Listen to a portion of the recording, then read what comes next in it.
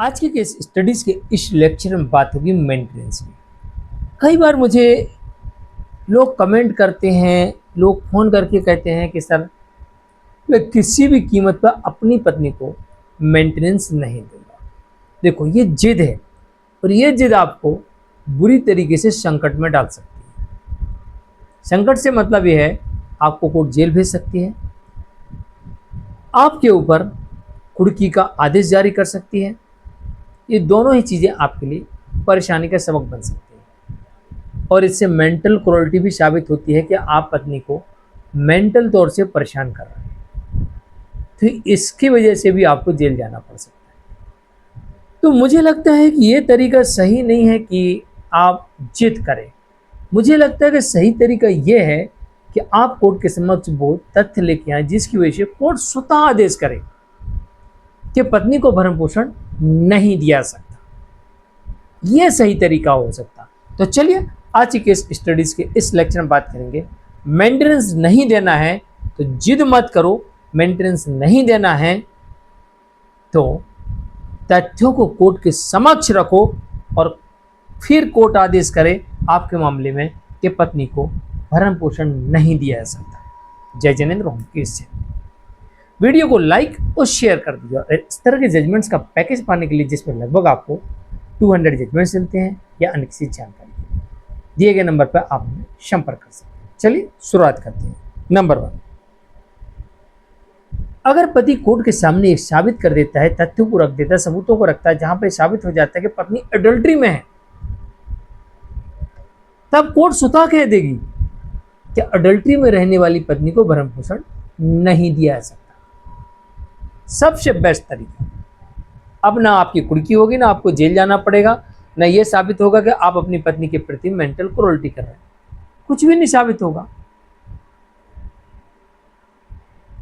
Number 2, दूसरा तरीका है, दूसरा यहां पर ऑप्शन से मिलता है आपको कि आप कोर्ट के समक्ष ये साबित कर सकते हैं कि आपकी वाइफ ने दूसरी शादी कर ली। अगर उसने दूसरी शादी कर ली, इसका सबूत आपने कोर्ट के समक्ष रख दिया, साबित कर दिया, तो भी आपको मेंटेनेंस नहीं देना पड़ेगा। तीसरा नियम यहां पर यह कहता है कि अगर आप कोर्ट के समक्ष साबित कर देते हैं कि वो कमा रही है, तो भी आप मेंटेनेंस से बच सकते हैं। वो पर्याप्त कमा रही है, यानी जितनी उसकी जरूरतें हैं उतना कमा रही है, या फिर बहुत अधिक कमा रही है, यानी मेरे से ज्यादा भी कमा रही है, तो भी आप मेंटेनेंस से बच सकते हैं। लेकिन इसका प्रमाण कोर्ट के समक्ष आपको देना पड़ेगा। अब जब आप ये कर देंगे तो स्वाभाविक है कि ना आपको जेल जाना पड़ेगा और ना ही आपके घर की कुर्की होगी।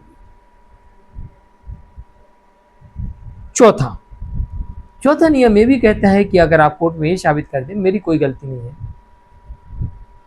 और पत्नी कमाने में सक्षम है, यानी आपके विरुद्ध वाइफ ने एक भी अभी तक आरोप का सबूत नहीं दिया और आपने ये साबित कर दिया कि मेरी कोई गलती नहीं है, तब भी आप यहाँ पर मेंटेनेंस देने से बच सकते हैं।